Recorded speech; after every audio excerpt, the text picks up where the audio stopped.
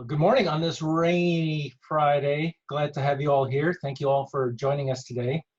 And welcome to our webinar, The Flow of Community Investment, What It Means for Local Nonprofits.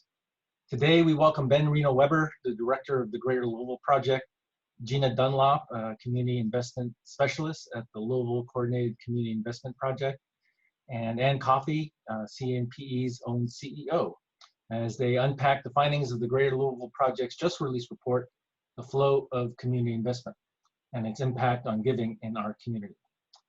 Before we go any further, I just want to make sure to take a brief moment to review the functionality of our Zoom webinar. Right now, I have everyone on mute to avoid any background noises that may distract us from listening to the webinar. For our discussion presentation today, we will not be using the chat functions for questions. However, if you do have questions when we get to that portion of the webinar today, please enter them in the Q&A box. You can access that by clicking the Q&A function at the bottom of your Zoom screen. If you see a question that is similar to yours or one that you want to make sure that we get to, you can tap the thumbs up icon to the left of that question, and that will move the question to the top of the queue. We will take questions at the end of the last speaker's presentation. And for any questions we don't get to by the time that we end at 10, we can answer offline and follow up via email. Just to let you know that this webinar is being recorded, and a link to the video will be emailed to all those who registered by early next week. Make sure you all sign up to receive the latest information affecting our sector with our newsletters and resources. You can sign up to be on our mailing list on the homepage at cnpe.org. Now with that, I'm happy to welcome our own CEO at CNPE, Ann Coffey, who will kick off the program this morning. Ann? Thank you, Merv. And welcome everyone, and thank you for joining us this morning on this rainy morning for this important discussion. I do want to take a quick moment and thank all of our CNPE members and supporters and board of directors who have enabled us to bring you this important topic. CNPE, or the CNPE's membership community, is critical to making these resources available. It's the collective coming together that make it possible for CNPE to be here for you when you need us most. So if you're not a member or you've let your membership lapse, please come back. If COVID has impacted you greatly and you can't afford it, don't let that stop you. Reach out to Sarah Stalker, our Director of Membership, and she'll be happy to work with you. We welcome organizations from all sectors as well as individuals.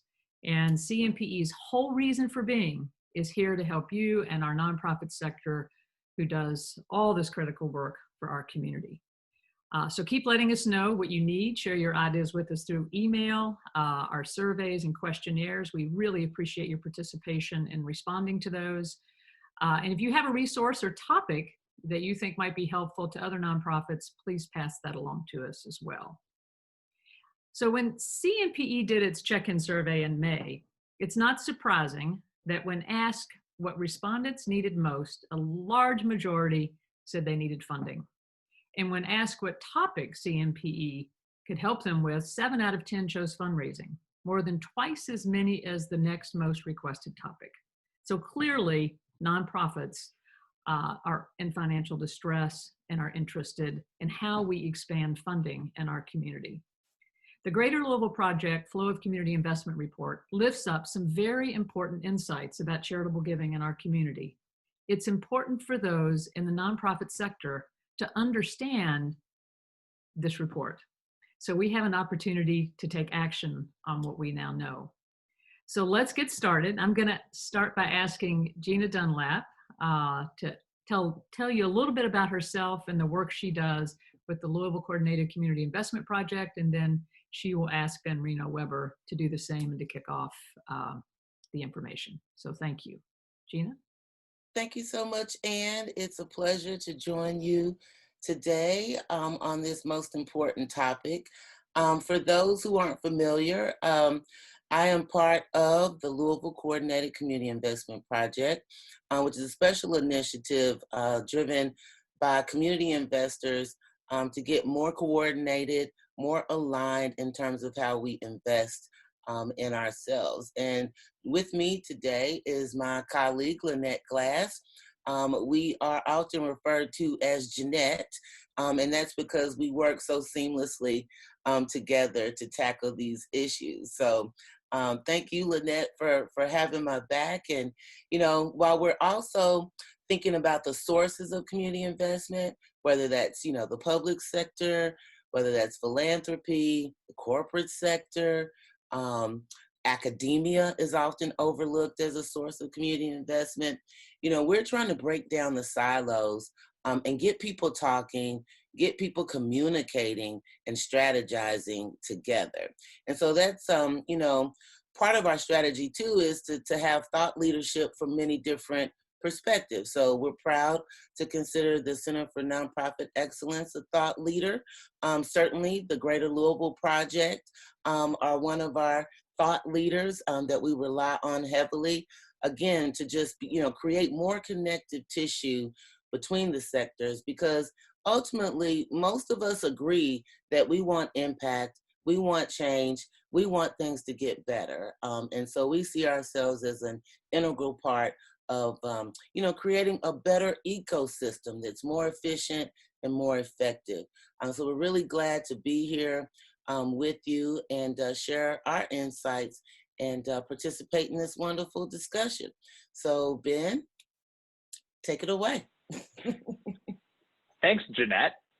I want a nickname like that. That's so cool. I'm Ben Reno-Weber. I'm the project director for the Greater Louisville Project. The Greater Louisville Project is a donor-funded consortium that has been Louisville's critical friend for the last 16 years now. We were founded at the time of merger in order to help hold our city leaders accountable to the promises that they have made. And we have endeavored to be an objective source of data and analysis on the issues that are the most pressing to our community year after year. And as part of that, we receive our funding from a wide diversity of sources, so we are accountable to no individual source. We're accountable to the community as a whole. And sometimes that has put us in the enviable position of telling great news to people who are excited to hear it. And sometimes that has put us in the unenviable position of telling terrible news to people who are really hostile. But we're committed to the idea that we're going to face whatever the data says. This report came out of our 15-year milestone report, where we really tried to dive in every level to how our community has fared over the last 15 years. We have made an enormous amount of investment in some parts of our community, and as our report highlighted last year, we have not made that same investment in other parts of the community, and you can see exactly where the results of that are. One of the questions that we got asked as we saw in the 15-year report that we, in many ways, were not living up to our promise to ourselves. So I'll screen share if I can.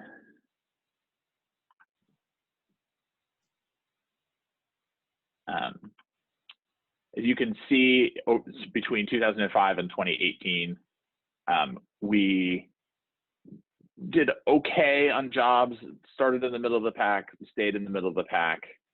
In terms of the vibrancy of our city as a whole, we stayed about the same, although there were clear disparities in different parts of our community. We actually did reasonably well in education, and we tanked in health. And as we examined that data, the question that we kept being asked over and over again is, well, why is that? And one of the pieces is that because we are not investing enough. Our other communities, and we use a peer city framework, in which we every 10 years evaluate the 10 cities in our area who are most like us. So cities with similar sets of resources, similar populations, similar demographics.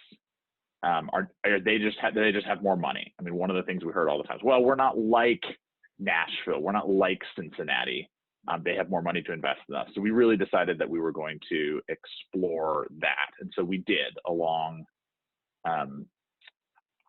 3 areas. We decided to explore that along the social sector, the public sector, and the private sector. So if you go online to our website, which I hope encourage you all to do, you can see not only the full report, which is beautiful, but this, which I'm showing you, which is our deeper dive into the data. So today we wanted to talk about a deeper dive into the social sector data. So the first bit that because we have a nonprofit background, we decided to look at nonprofit donations. Anyone, as many of you on this call who have run or done fundraising for nonprofits, recognize, oh, this is so hard. Is it harder in our community than in other communities? And the answer is yes. You're not wrong. In fact, our nonprofit donations per capita, as we pulled them from the 990s, are in fact at the very bottom tier of our peer cities. And there's a couple of different ways of doing this. It turns out that we became some of the foremost experts on analyzing 990s in the country. And now our data scientist, Harrison, has been consulted by the Fed as they are also looking at this. So the answer is, no, we're not supporting our nonprofit sector in the way that we want to. And so then we're like, well, why is that? Is that because there is something fundamentally different about our private sector? Maybe we don't have the same amount of money or resources that our private sector peers do. We've heard a lot, we don't have enough headquarter companies here. And in fact, the answer to that is no, that's not in fact the case. When you look through the private sector of Louisville relative to our peers, we end up largely in the middle of the pack in most of the measures about private sector vibrancy. So that was the first objection that we got. Then we said, well, knowing that most of, what is it then? So we undertook an analysis of individual giving based on givers who file.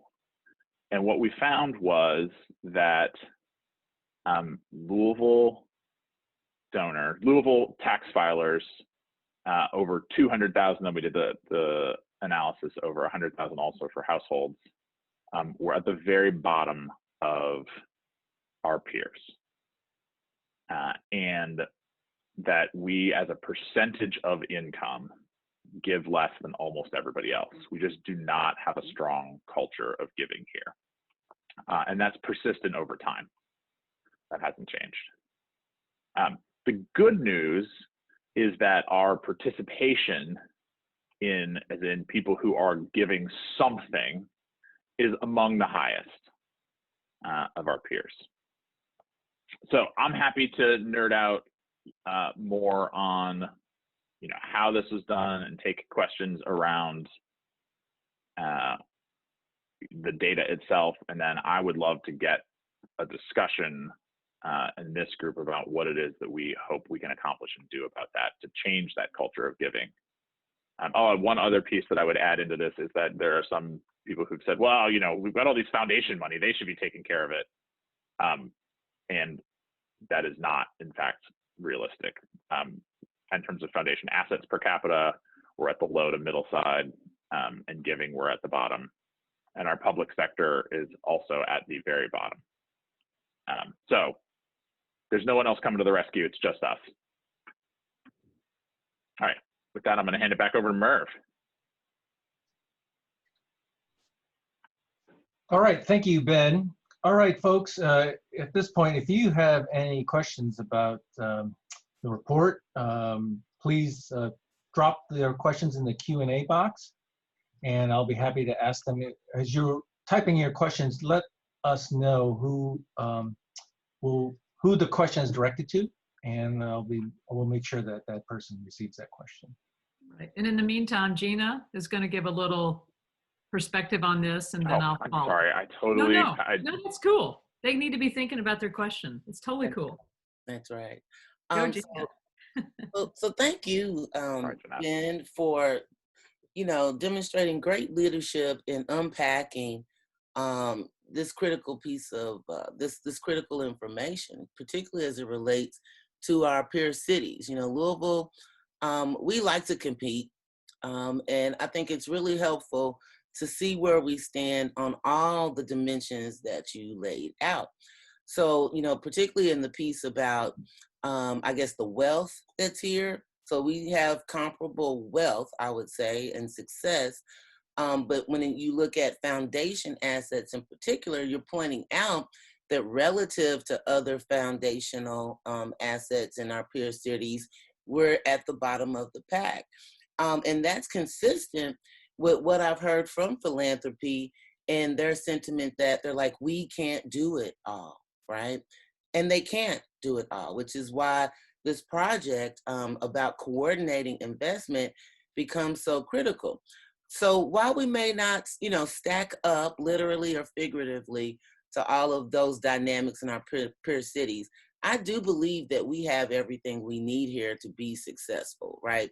And that's through collaboration, right? So not just thinking that the people at the top, whether that's high net worth individuals, are well-endowed foundations, that they can single-handedly do it all. We've got to pull in resources from every sector and work not only from the grass tops, but from the grassroots. And the ultimate grassroots are individuals, right? So we've got lots of people participating, but I think one of the questions we want to explore here is, how can you participate more effectively, right?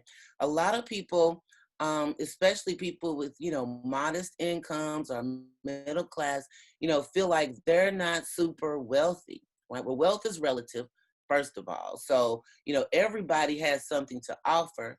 I just want to emphasize that that's not always just money, right? Like, we need people to get involved, to get proximate.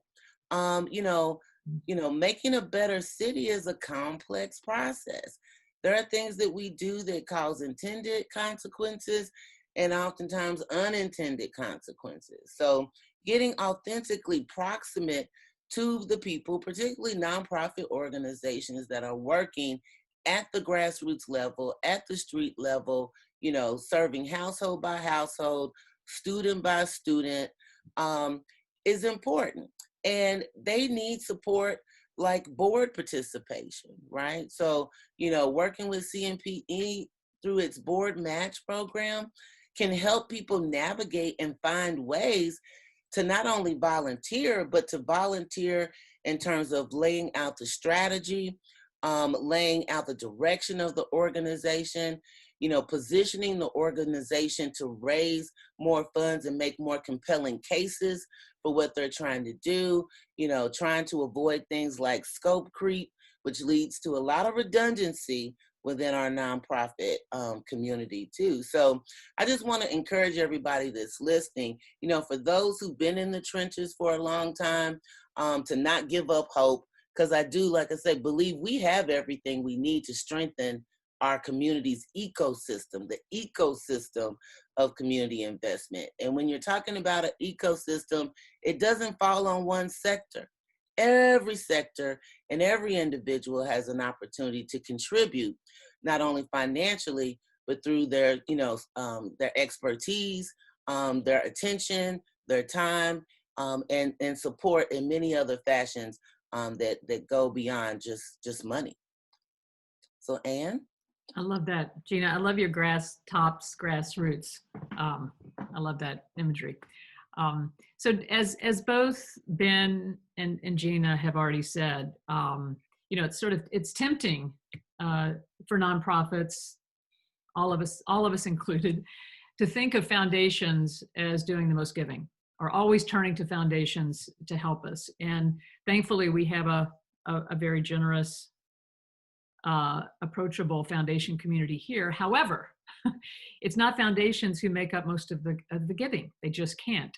It's individuals. And that's why we need to pay attention to the fact that individual giving across the country over the last few years has been going down. I think it notched up a little bit last year, or 2019 or 2018, but it used to hover around many, many years ago around 83%. Today it hovers more around 68 to 69%. And that's, philanthropically, nationally, but Louisville is no exception. So when individual giving lags, our nonprofits suffer. So this data indicates that Louisville's foundation and government agencies do not have the capacity to close that gap created by relatively low giving by individuals. So therein lies the opportunity. But the number I get most excited about, I'm an old marketing person, and human behavior is something that just fascinates me. So when I look at that 92% of Louisville's households earning more than $200,000 a year give to charity, that's wonderful. I think the national average, I know the national average as reported by Giving USA is like 90%. So we're above the national average in the percentage of people that are giving. So we've got the habit there. We just need to think about how do we elevate that energy to engage and inspire these individuals to give a little more. And I don't know how many of you all read our opinion piece in Business First, but we talked about this interesting idea of 502. And so I'd love to hear what you all think about that at some point. But if households who make $200,000 or more increase giving just 1%, we would raise an additional $80 million for charity in Louisville. Now just imagine if people actually knew that, had that information. And we had one individual that read the Business First op-ed and actually reached out to me and said, I had no idea. I have no idea what my numbers are. I'll check and I will elevate in 2020. And I thought, whoa, that's exciting. So if we were bold and bumped it up to 502, the 5.02%, we would raise an additional $115 million for our charitable organizations in Louisville. So there's this path emerging and this idea emerging that, wow, if people just knew it. So these are just numbers. You know, what these numbers are, though, you know, they're computers and hotspots for children learning remotely. Their nutritional needs being met. Their improved access to recovery. They're preparing for 21st century jobs and to support a vibrant arts and culture experience in our community and much more. So, you know, I mean, you're from that world. And so you know what those kind of dollars could do in our community. And so we need to know our numbers as a community. Just like we're supposed to know our blood pressure numbers and our cholesterol numbers, we also need to know our percentage of giving numbers. So that's my spiel for this moment. We would love to get into a conversation and know what's on your mind. And let's see what we can learn from each other and how we can use this important information to make a real difference. So now I'll turn it over to you, Merv, to facilitate a conversation.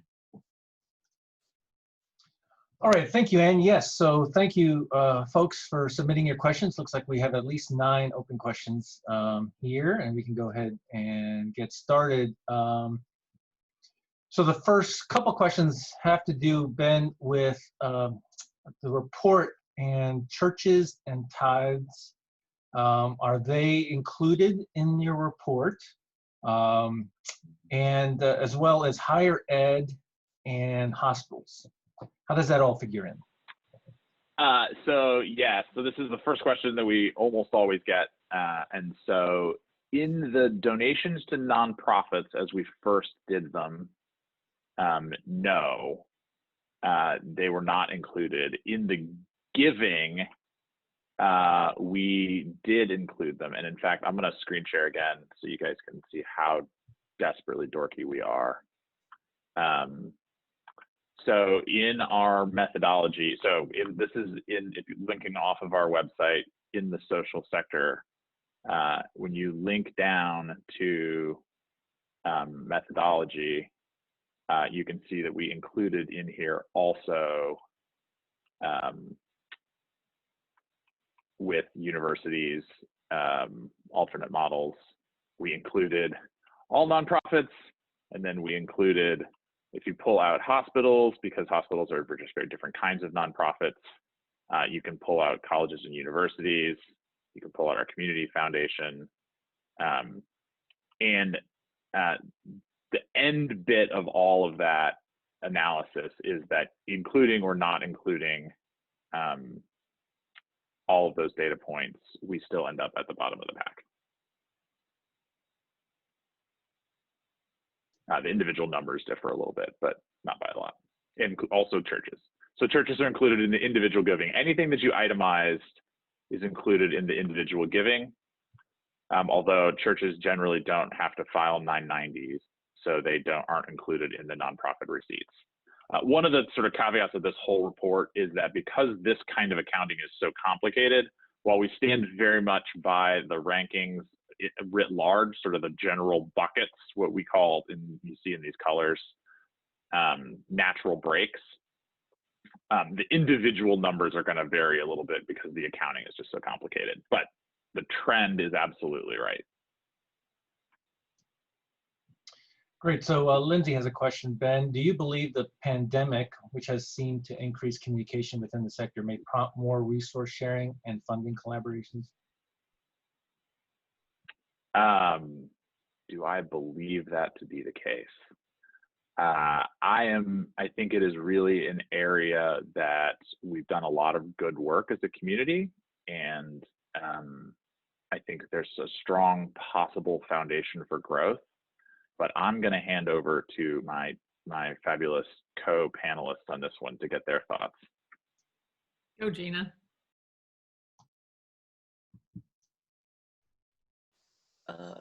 The question being relevant to the pandemic, which has seemed to increase.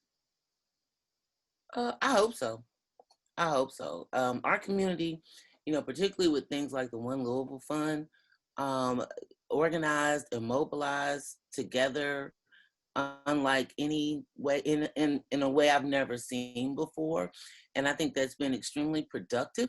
Number one, in getting flexible resources to the organizations that desperately needed it in warp speed, through, more democratic and transparent processes.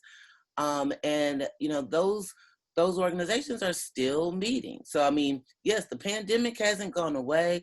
We're still in the midst of a crisis, but just that very act of coming together and aligning on things has definitely tremendously increased information and communication sharing, understanding and perspectives. And now I see that same group looking to build on what has happened, what has come to pass, and how we can leverage that to really seize this moment, to take a whole new direction, be more innovative about it, and certainly more efficient and effective for all involved. Lynnette, do you have observations along those lines? Well, I think when you think about it, when it comes to natural disasters and crisis moments, funds start moving like this anyway, right? Really quickly, we get really quick responses and influxing resources into the community to see support happen. I think what's happening is almost that aha moment of, well, this is how it should have been all along, right? We should have been doing this one-point access and easy and quick response, and not waiting so long to get back to our grantees. Because at the end of the day, I think we all have to acknowledge that poverty is a pandemic, period. And it is always with us. So there's a reason for us to keep this particular model and moving resources more quickly into the community. So I agree that that moment is happening right now. Right. But I would add to that. Oh, no, sorry, go ahead, Ann. No, go ahead. I think there was a lot of, we're going to make this super easy, and quick in terms of the reporting structure. But already we have started to Band-Aid back. I've talked to a number of nonprofit CEOs who are like, and now I'm being asked to go back and do an even more intensive reporting than I was before. I'm being asked to do all the reporting I was and then COVID reporting. So while I am hopeful, and side note, several donors are in the midst of strategic reorgs, and they're asking for all sorts of documents now about how, nonprofits fit into the new strategy that they're coming up with. So I am optimistic, but I would say we're going to have a real serious, and I think this group has the potential to help push to say, wait, you said something very different than you are doing right now. And I think there's an opportunity there. Right. And I'll just echo all of that. And some of you have been involved in the pilot that CNPE is playing with right now, called the Community Activation Network, called CAN.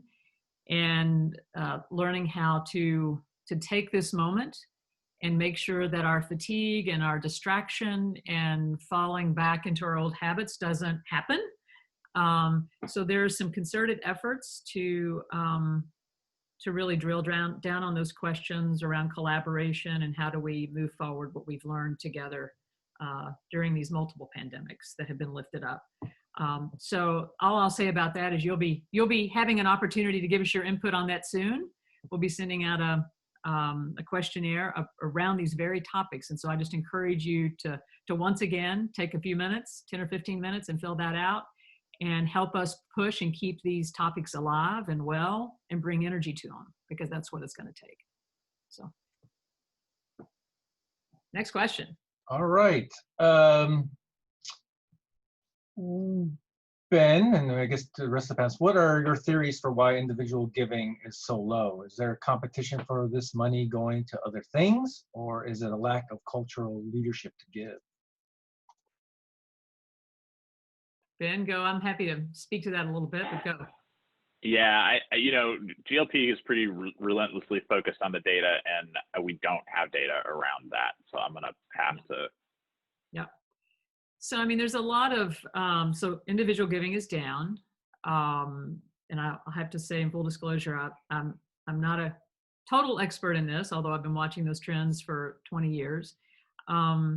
And although individual giving is down, the donor advised funds are up, have increased quite a bit and are growing. So it's hard to know what bucket, are the funds really down, or are they just in another bucket? But then there's also this notion that, many of us grew up hearing that you tithe 10%, 10% to your church. And I think that was a very strong cultural dynamic in this country for many, many years. And you don't really hear much. I mean, membership in churches are going down. That whole culture is shifting dramatically and changing dramatically. So I think it's changed that habit of giving and that perception of giving. But I don't have any research about that, so that's just what it feels like is happening. And there's so many distractions, right?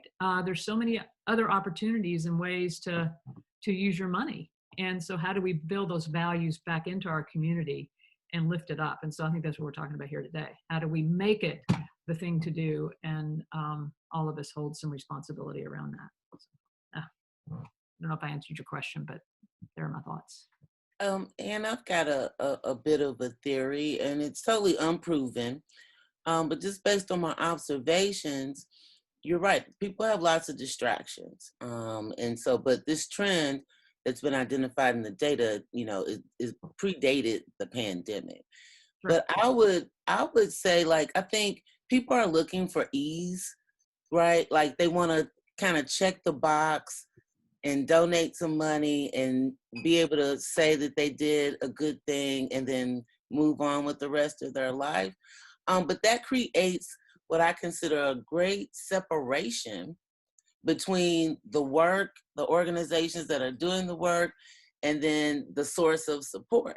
So that's why I keep bringing up this thing called proximity, right? Because if you actually get involved and develop a relationship with the people who are doing the work, well, you're automatically going to have greater insight into their motivation for doing it, who they're serving, the why. You'll understand and get a close-up perspective on the how, something that you can't just get from a 990 form, right? And then when you get that proximity and you begin to understand, to me, that's when the aha moment happens. And not only, again, do you help with the strategy and the approach, but you're probably more compelled to put the money in a pinpointed fashion because you know exactly where it's needed, why it's needed, and how it's going to be used. That's my 2 cents. I would also add, speaking from my 20 years in the nonprofit sector, there's an opportunity in our organizations as well to figure out a little bit more about how are we going to keep our story relevant and in front of these donors to get their attention so that they can start, realizing the need is much deeper than they may perceive it to be. Sometimes we don't as nonprofits, we get so caught up on the mission that we forget the storytelling aspect. We also have an opportunity to look at our approach to fundraising. Do we have teams that are fundraising teams within our organizations that are savvy and segmented, so that we have someone focusing on building and cultivating individual donor relationships, and then there's someone focused on corporate and foundations, and someone who's focused on the special events and things of that nature. There's definitely different approaches that we could take from our sector's approach to increase that engagement. One of the things that my board has been really pushing me on is how do we think about using community level data and results in a more targeted fashion as a rallying point? You know, like, oh, can we be thinking about if housing is one of the biggest crises that we have, how do we say, okay, look, this is what the data says about housing in our community, and here's all the organizations that are involved in that at a community level, and then let people get excited about the idea of the cause, and then find the organization that fits them.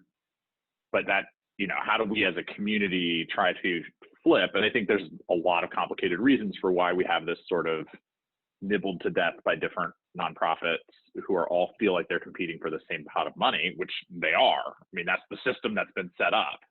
So how do we shift that system to a more of a community level approach? And that's where I think the work that Jeanette is doing is so awesome.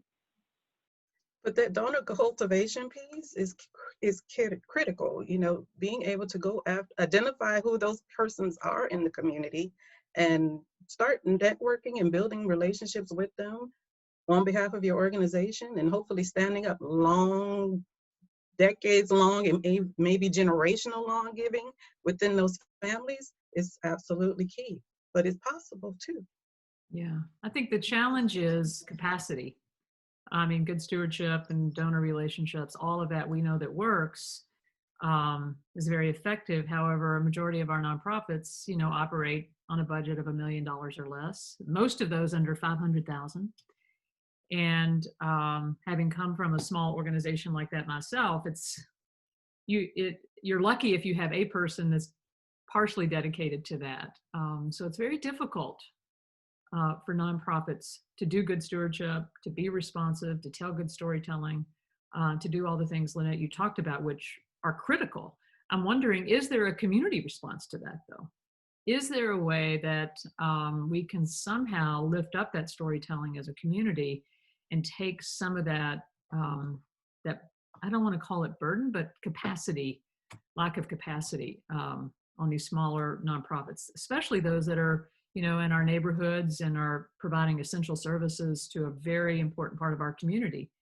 They really struggle with this. I mean, and I see it as a community-wide problem, sector-wide problem, let's say it that way. All right, next question. We've got a few to get through here. We got about 20 minutes on the clock, but this, I think, is directed to Ben. Ben, could you describe how survey sample was selected, and was the data minded or self-disclosed? Actually, if he doesn't mind, Harrison is our data scientist, is on the call. Harrison, do you mind talking through how the like incredibly genius way you pulled this out of the 990s? Because I mean, it's legitimately genius. Murph, can you make him a Yes. panelist? Harrison Kirby. Yeah. Can you all hear me okay? Yes. Yes. I don't think you'll be able to see me, but I can speak. So nonprofit and foundation 990s are public information through the IRS, though that doesn't mean that they are very easy to get to. So we went through a process of downloading a lot of PDF 990s, using some digitized data from electronically filed 990s, and data that had been compiled from the Urban Institute to, I guess, pull together the set of nonprofit and foundation data for our community and other communities. Part of why we took a look at the top line number was so that we didn't have to get further down into the weeds. But essentially, we just kind of tried to gauge the size of the nonprofit and foundation universe by pulling together the data from disparate sources. So you had to get digitized hard copies, write a program to scan them in, put them into, and then do the analysis. And we're actually talking to the U of L School of Engineering about how to do this more broadly in the coming semester. So it's a ton.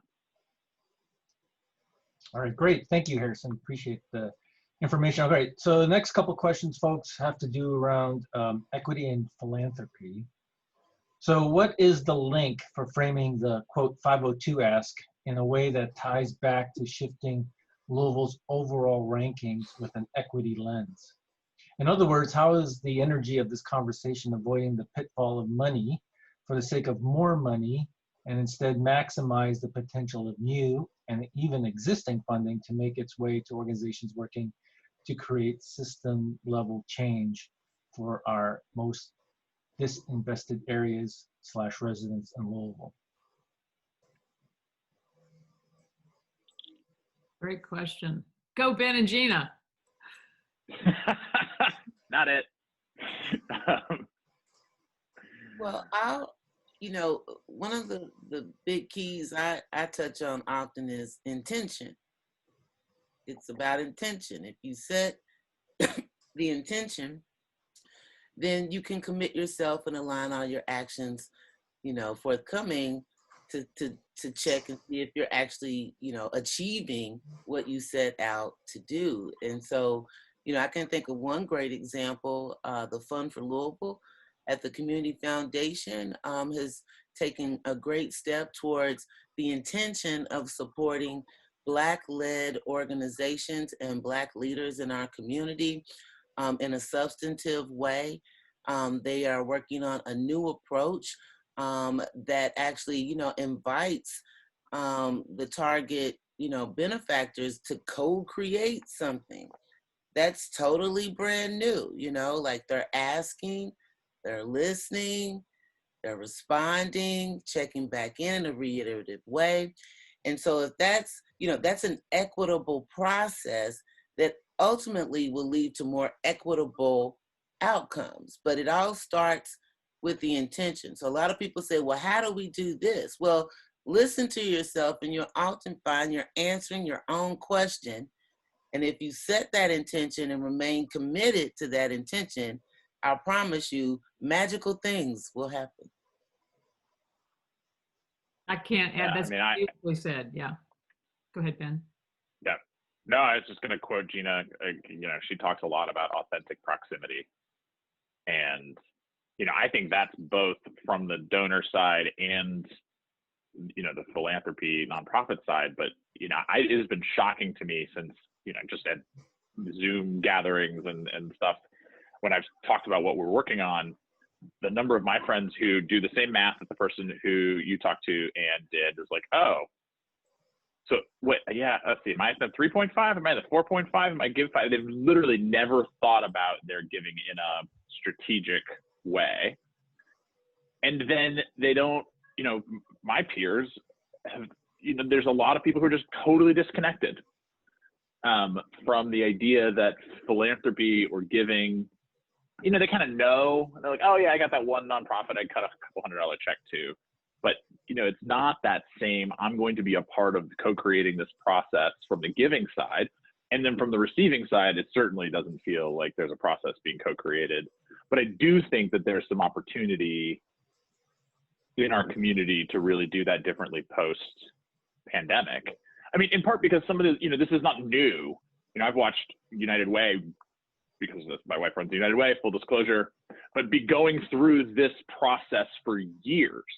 You look at that board, it is a diverse board. You look at the process in which those funds are given, they're now given in a very different way. And they took huge slings and arrows for that well before the pandemic, when they said, oh, we're breaking this historical model in which we're giving the same amount of money to the same largely white-led organizations. I mean, and they were pilloried And now I think the community is changing to reflect that same thing.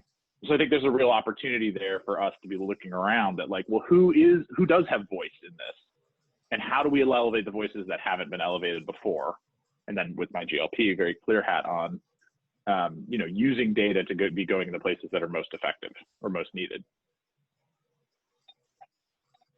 Along those lines, as a kind of a follow-up, giving smarter and more equitably as a community is probably as important as giving more. How are you thinking about breaking down this data to show that the flow of giving and investment into specific communities? But let's not discount the idea of giving more. Quantity has a quality all its own, right? If we have $115 extra million per year, this whole like, let's give smarter and every nonprofit be more efficient thing, like $115 extra million is going to matter a lot. Full stop. Now the people who are smarter than me can talk about giving smarter, but quantity matters. Well, I think part of the question is about, drilling down into the data.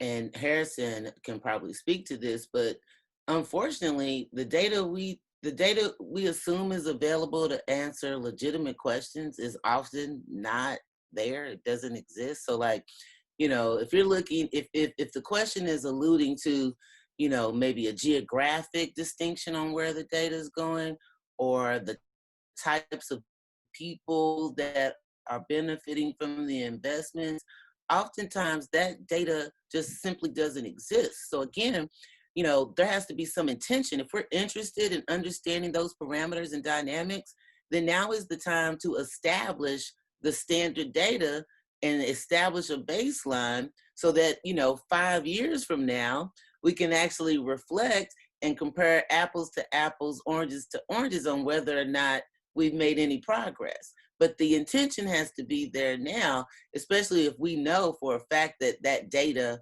is not readily available from any source. And Harrison may want to, go ahead. I'm sorry, I wanted just to say, the opportunity in standardization is making sure that we're all speaking the same language about the investments that we're making. Are we using the same categorization principles around where we're putting money? Are we capturing from our grantees where things are actually flowing all the way through to hit the ground in neighborhoods that we say we want to invest in and see impact in? It's one thing to give to a program that says it's working in the West End of Louisville. It's another thing to get information that says how many households in these zip codes did this program touch. So how we capture the data makes a difference. I mean, even just we were doing unrelated note data around how many Black-owned businesses are there in Louisville. And that's really complicated data to find. I mean, we looked for it and we were looking at different data sets, and finally Eric Burnett at the city was able to pull up a census. It was a very obscure piece, and so I think we certainly don't have how many Black-run nonprofits are there in Louisville relative to, and so if that's something we care about, or what's the percentage of BIPOC participation on your board? That's not a readily available data set. And so if it's something we care about, we need to figure out whether or not we want to try and measure it over the long haul. And so that is something that CNPE is updating its membership taxonomy, that we are going to be asking for that information starting this year. And so, I mean, it's obviously it's a voluntary type of thing, but we would like to begin to understand the makeup of boards and staffs of our members and ultimately expand beyond that. So we're getting into that space a little bit more deliberately. Great. Harrison, I think you're still on. Did you want to chime in on that question? Yeah, sure. Yeah, I mean, to echo what everyone else said, it's a lot of data that isn't publicly available. So we as a community really have to rally around pulling it together, because it's important to understand representation and who's getting access to resources in our community. Ben mentioned a project earlier of trying to work with some U of L computer science speed school students, and hopefully we will be able to compile data about foundation grants. That's a small subset of the dollars available to our nonprofit community, but it would show us essentially, which organizations are receiving like these very important types of funds. But if we as a community also, create a data set about which nonprofits are Black-led or which nonprofits are working in X community, then we can take the data that is publicly available and get a lot more mileage out of it, if that makes sense. Great, thank you, Harrison, appreciate that. All right. All right, it's kind of switching gears a little bit here. A question around fundraising and how we fund and what we fund. Can we fundraise around collaborative projects versus individual nonprofits?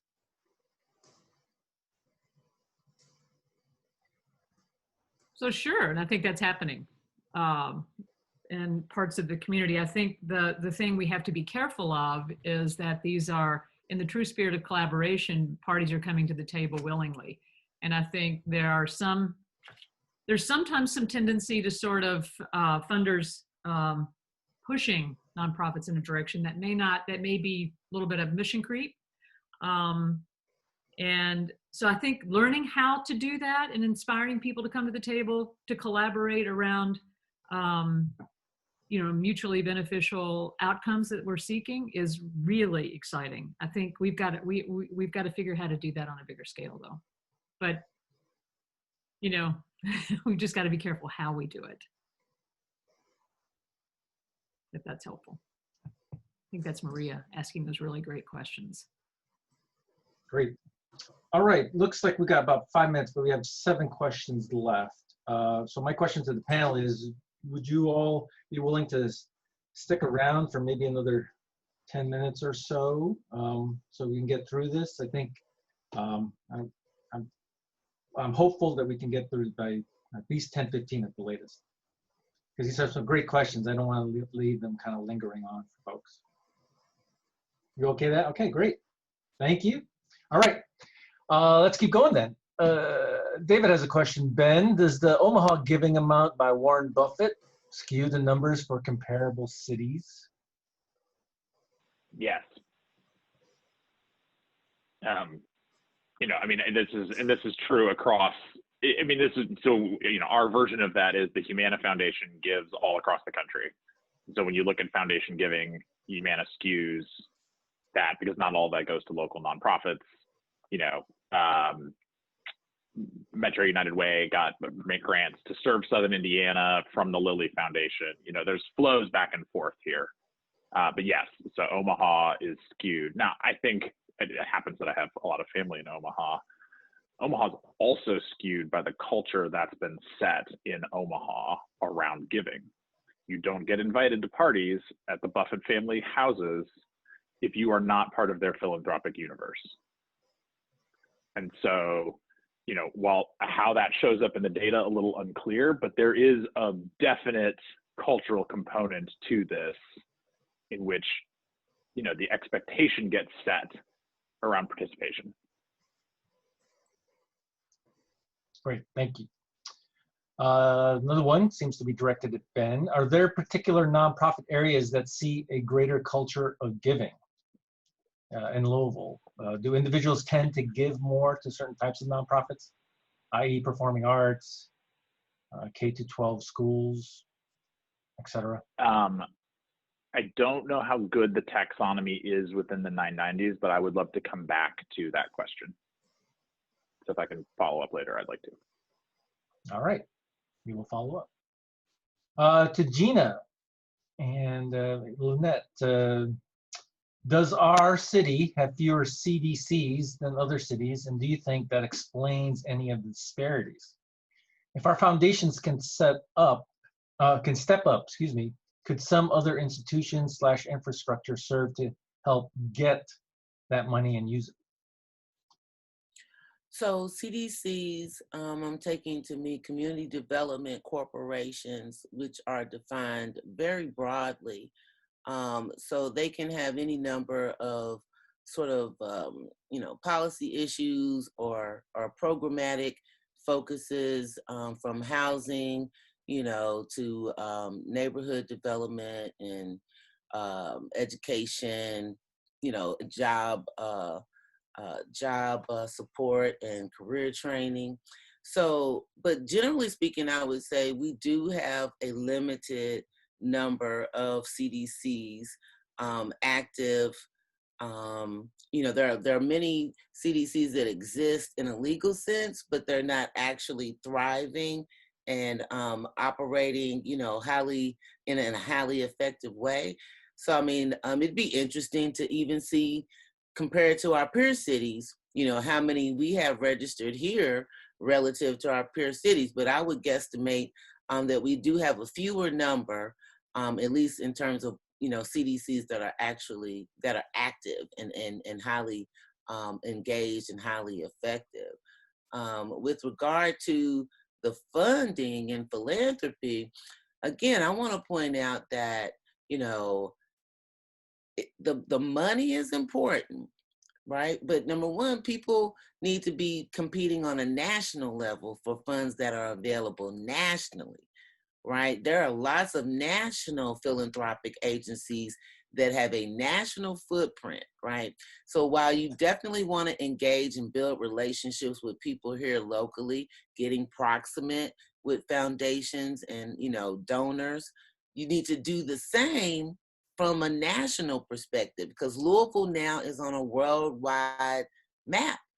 People are saying Breonna Taylor's name around the world, and that's tied to Louisville, Kentucky, right?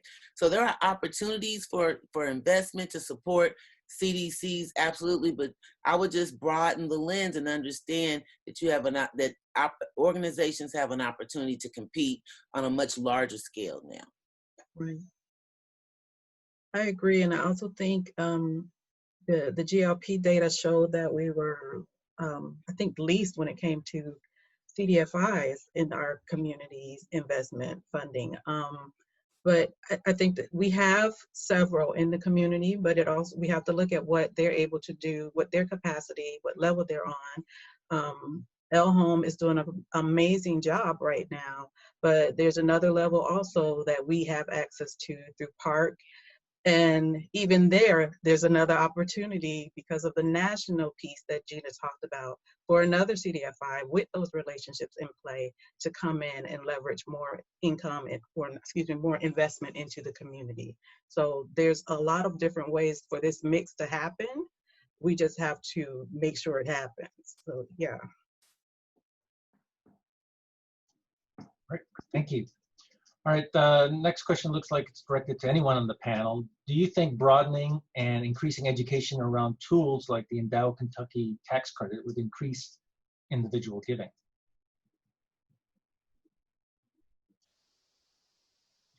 I'm not well versed on this tax credit. So, I mean, I'd almost be interested in having that person elaborate if we could get to hear them, or because I'm not aware of the tax credit, and maybe somebody else is, but I'm not.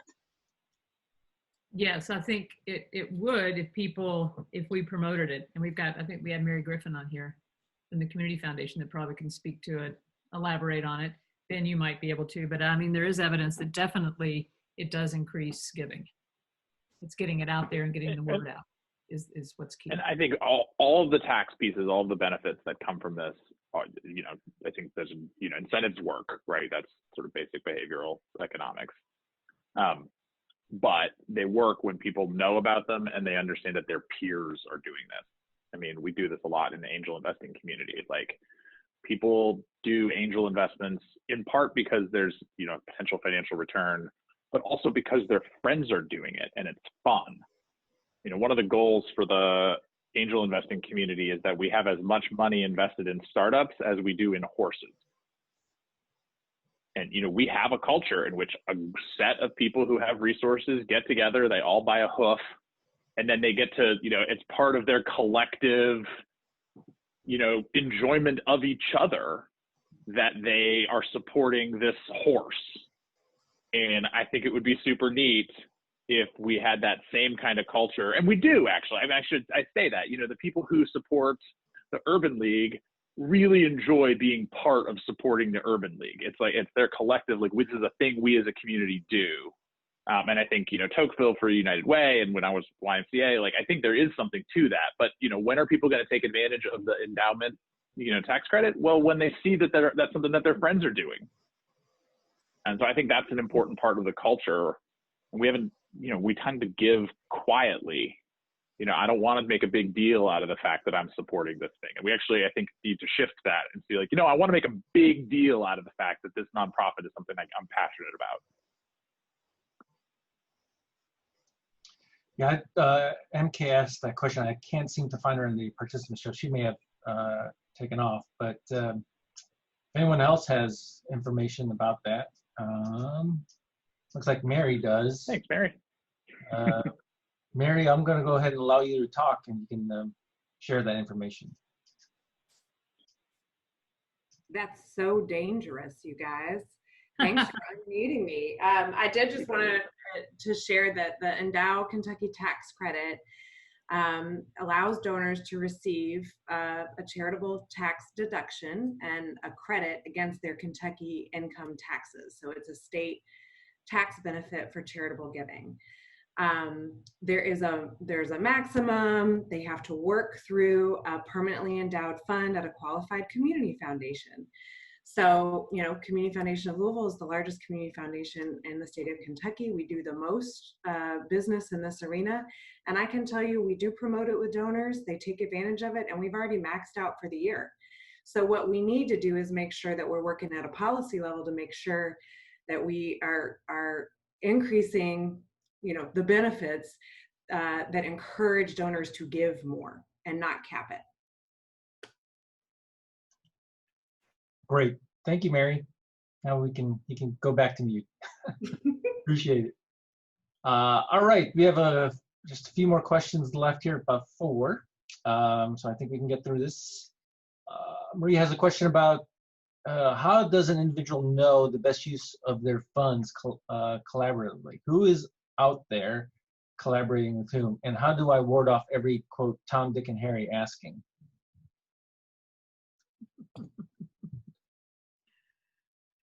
Anybody gonna jump on this one?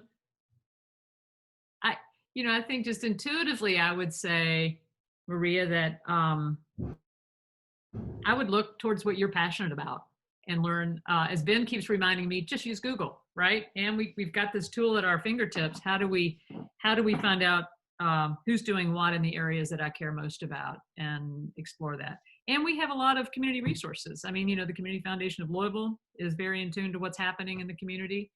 CNPE is going to definitely get into that space more and understand it. You've got Metro United Way. You've got, I mean, Fund for the Arts is big in this space. So I think as individual donors begin to explore this, it's most beneficial to start tracking what you most care about. And that information is typically readily available, I would think. I don't know, Ben, yeah, you've unmuted. I'm going to quote Jeana, authentic proximity. You know, you use those institutions you just mentioned as ways in, you know, and then because they are doing this analysis of, you know, who's effective, and then find out what piece of that really gets you fired up. I think that's what I would say. And bring your friends. Yeah, bring a friend. And it looks like there's also a tool, charitable checking accounts. A question around whether that's growing here. And, you know, if people are aware that they can track their giving profile this way. And Mary at the Community Foundation said, yes, for sure, charitable checking accounts are popping at CFL. There's no fee, and it's for the regular folks. So that's an opportunity, it sounds like. Yeah, and if you've got one, a global pandemic is a great moment to be using it. Great. Mary, is there a way in which people can apply? How does that work for the regular folks? Yes. Am I on Yes. off mute again? Yes, you are. Awesome. All right. Sorry. Yeah. So charitable checking accounts, just to be a normal person for a minute, are not something that that every community actually can offer, because of legislation that changed how community foundations could, or public charities can work with donors. But you are very lucky that Community Foundation of Louisville was sort of grandfathered in. So we are able to offer charitable checking accounts as one of a few communities in the country. They are no fee accounts. So I make one gift to the Community Foundation of Louisville, have that tax deduction, and then all year can track the grants that are going out that I direct out into communities. So it's a great, really easy gateway product, shall I say, for regular folks who want to be involved. Philanthropy is for everybody. It is not just for the super rich. And so we move a ton of donor funds into community through charitable checking accounts, and it's a great tool, and it's on the rise. That's awesome. Thank you, Mary, for sharing that information. All right, last couple questions, folks. One around donor and donor giving. Many nonprofits report hearing, quote, donor fatigue from major donors. How can we broaden that base? Thoughts, ideas? So that's a perfect example of a question and how it's framed that makes my point from earlier. It's the intention. So, you know, are you always or constantly looking to the same people? And if those people are fatigued and stretched, how can you broaden and expand your network? That ties into what Lynnette pointed out about, you know, getting your story, nonprofits telling their narrative, expanding their audience, not just for the people here locally, but on a national scale. Due to the pandemic, we have the world at our fingertips. We can have a conversation with multiple people around the nation much easier today than we would have 6 months ago. And so, you know, analyzing, if you have the time, we understand your resources are stretched, like, you know, Ann pointed out, but to the extent that you have the time, or that you know, create the intention to take the time and really step back and look at who you're engaging, you can think, you know, and invest some effort in expanding that network and diversifying your donor pool, right? To avoid and to, you know, create even greater opportunities for networking on a larger scale. I agree 100%. I think you have to definitely expand your pool by, if you could just set aside 2 hours to do new donor exploration in your week, just 2 hours a week to figure out, to start building another database of people you have in touch in the community, in the region, in the state, in across the US and wherever else. You can start seeing a much larger pool accumulate just based off of that 5% of your week. You know, just dedicate some time to that if you can. I would also add that you can't put a price on an introduction. You know, maybe that person is not writing a big check, but, you know, what's the value in an introduction that could lead to so many other possibilities? So never underestimate, you know, the power of networking, having, you know, authentic conversations, and, you know, the value of an introduction. That's great, thank you. All right, final question for today. Is there a need for a coordinated community-wide fundraising effort? Anyone? I think that those things are already happening, right? It's just connecting people and raising the profile of where and how that's happening, right? Like that's one of the sort of motivators for the Louisville Coordinated Community Investment Project. We're trying to gather and glean all this information from every angle, every sector, and make sure that we can compile that in a readily available, accessible, digestible format to expedite people connecting the dots. as small as this town is, you know, like I say, we're still operating independently in silos. It's a fascinating phenomena. I don't quite understand it, but that is exactly why Lynnette and I are working in that space, you know, for the people who are aligned with us, with our thought partners.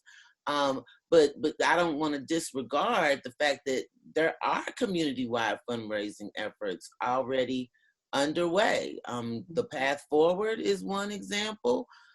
Black Love Initiative out of the Metro United Way.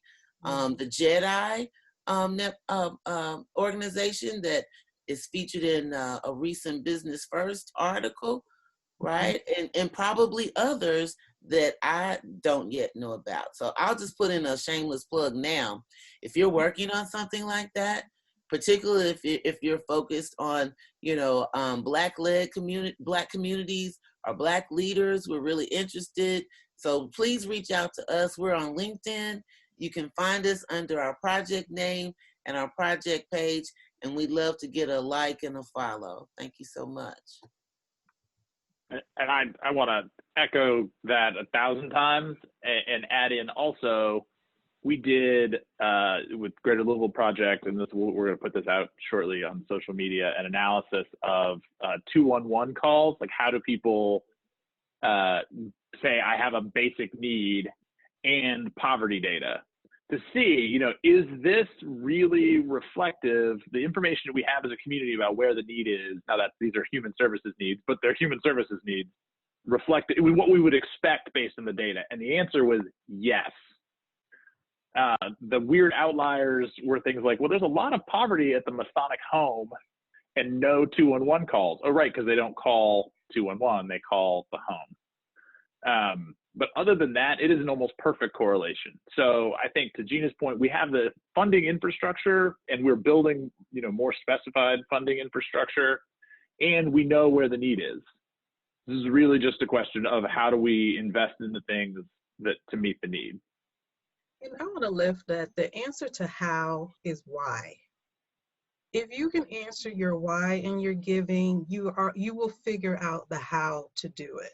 So I think we have to start pulling back on always asking how. If you feel justified and passionate about something, you'll forge ahead and make it happen. That's beautiful. Yeah, terrific. All right, that's it for questions. At this point, I want to invite any one of the panelists to say, you know, if you have any final thoughts, last words before we close out for today. Ann? No, I'm pointing to, can't you tell I'm pointing like to Ben or to Jeana? I know they both have final thoughts. I've got a couple just simple ones, but take it away, one of you. A closing thought. I just appreciate, you know, the coordination. We're demonstrating it right here, you know, across our 3 organizations that have our own unique niche. But again, we're all part of this ecosystem. And I guess ultimately, you know, looking at everything that's going on around us here locally, nationally, and around the world, I just want to emphasize that if we're looking for systemic change, structural change, to remind us all that we are, in fact, the system. We are the systems. Don't implement themselves. People do. So I'll leave with that. What she said.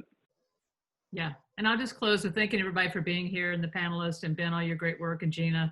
I'm just, I'm so appreciative of that. And I guess I'll just close by saying, let's know our numbers. Let's get going. Let's do it. Thanks so much. Great.